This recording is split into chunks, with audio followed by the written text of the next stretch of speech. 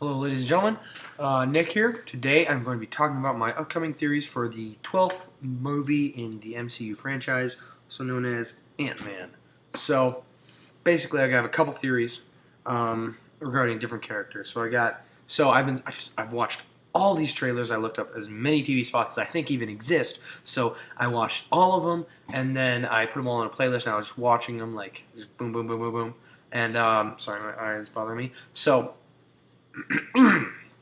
here we go. First, I'd like to talk about Michael, the character played by Michael Pena, also known as, or in the movie he plays Lewis, who, from the clip I watched, I think this is probably one of the opening scenes of the movie. It's Scott Lang goes in, and he has some kind of nitrogen thing.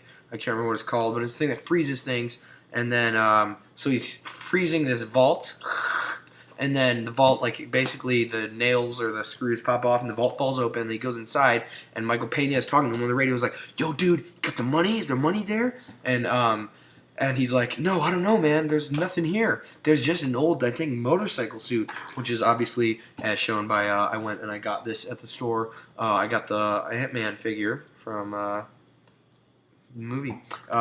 So I got that. So he finds the Ant-Man suit, and then so he's all like, whoa, what's this all about? And then he takes it, and I think what's going to happen is he takes it, and that sets off an alarm, and then later on when he's walking along the highway, that's how he gets arrested. So basically, Michael Pena seems like he's a good guy on Scott Lang's side. He's also in one of the TV spots where he's like, oh no, daddy don't scare easily, and Scott Lang's like, oh yeah? And then he shrinks down, and then he's like, look at your shoulder, and Michael Pena's like, how do you do that, bro? And then he looks over, he's like, ah! So that's him. And then in another shot, it showed him walking down a corridor holding a rifle and wearing a suit and an earpiece and everything. So I think what's going to happen is he gets hired out by Darren Cross, a.k.a. Yellow Jacket, to go and fight... he gets hired by Darren Cross to give information about Scott Lang, and then Darren Cross goes and fights Scott Lang. And I think what's going to happen is one of the fights takes place in Cassie Cage's bedroom, because there's a whole scene where, from one of the TV spots, where he's like, pick on someone your own size, and then they fight, and then they're fighting on the train tracks, and I'm pretty sure that's Cassie's bedroom, because when he says pick on someone your own size, there's a background that looks like Cassie's bedroom. And that would explain why in one of the photos that we've seen, it's Scott Lang in the Ant-Man suit kneeling over Cassie's bed. And I don't know why he would do that, because Cassie is his daughter, and he can see his daughter whenever he wants, even if he's divorced. Maybe he can only see her a couple times a week. But he can still see her basically whenever he wants, so why would he need the Ant-Man suit to go see her? That might be just because he was fighting Darren Cross, and he happens to be in the Ant-Man suit, protecting his daughter, and then he's like, oh, thank God you're okay. So that's, I think, what would happen.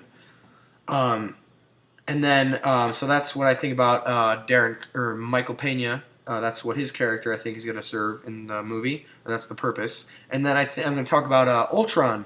So people are like, hey, why wasn't Ultron created by Hank Pym?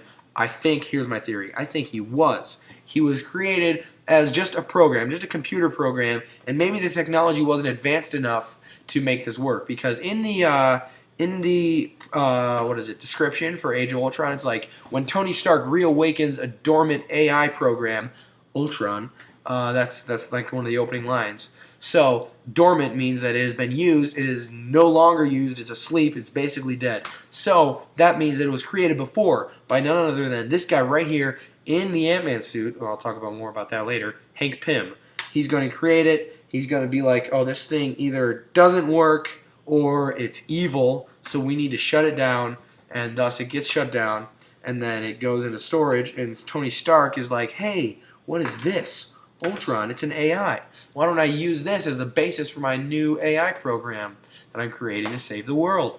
And he doesn't know that it was evil, or he makes it evil through the power of the scepter or something like that.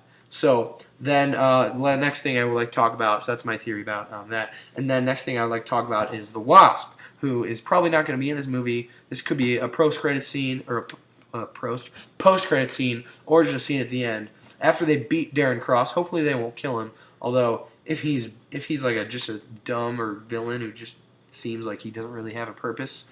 I guess it doesn't really matter if they kill him, but if he is actually like an interesting character, then hopefully they'll keep him around. But so they could easily, what they just have to do is they just have to take the Yellow Jacket suit, and then they just have to modify it so it fits a female body. Essentially Hope Van Dyne's, because Yellow Jacket, at least in this incarnation, is not a character in the comics. The Yellow Jacket is a moniker used by Hank Pym. And then they already gave this Yellow Jacket, so he's got an armored suit, which could be, I don't know, which could be used as Wasp's costume, as a modified version. It's already got the lasers on the side, which, if I remember correctly, I think Wasp has like these things like Wasp stings or something they're called. So that could be that's that. That's what that is. And so that would become, they would repurpose the Yellow Jacket suit technology to be used on the Wasp. And then finally, I'm trying to cut it short. You just get the essential points across. We got Hank Pym's Ant-Man, which we don't know much about at all. We don't even know if this is actually real. So this honestly might not even, this theory that I'm talking about, that I'm going to start talking about, might be, I'm going to have absolutely nothing to do with this movie. Could be 100% wrong. Who knows? So Michael Douglas said that has said that Hank Pym will not wear the Ant-Man suit in the movie. I'm pretty sure he said he will not wear the Ant-Man suit, but he never said he will not suit up. And in superhero movies, if someone does not suit up, that means that they do not wear a superhero costume at all. But we don't know if he will wear one, because he did not say he will not suit up. He just said he will not wear the Ant-Man suit. So he could be wearing this suit, which I think, here's what I think is going to happen. I think Yellow Jacket is going to be a bad guy, but then, so Scott Lang's kind of like a third party in all this, you know? So Hank Pym is going to be like, hey, Scott Lang, I need you to go beat up this guy Yellow Jacket because he took my stuff. And he'll kind of say, I'm the good guy here. Darren Cross is not good. And Scott Lang's like, okay, you just got me out of jail, so obviously I'm going to help you. So then he goes and he beats Yellow Jacket in a pretty cool fight, and then he brings it back, and Hank Pym's like, oh, psych, I have my own nefarious purposes with this technology that I just needed you to get back for me. And then he creates this suit, which could be like more powerful or something.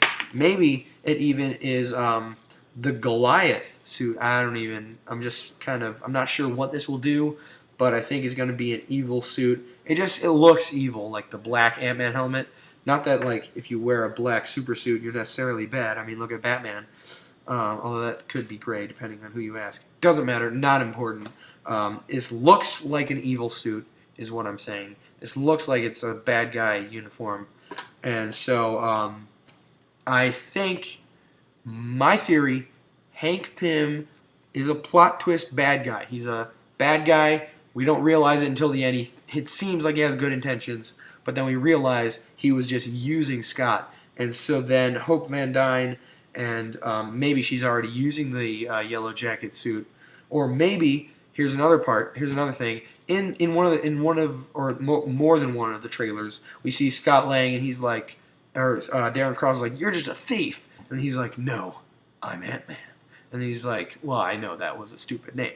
And so, but it looks like there's like no argument at all between them. It looks like they're not enemies. Like you'd imagine it would be like if they were actually enemies, they'd be like, I'm Ant-Man, and then they'd get in a fight and it would be super intense and they'd look like they'd hate each other. But it does not look like that at all. It looks like they're just like acquaintances or whatever. And Darren Cross is like, seriously?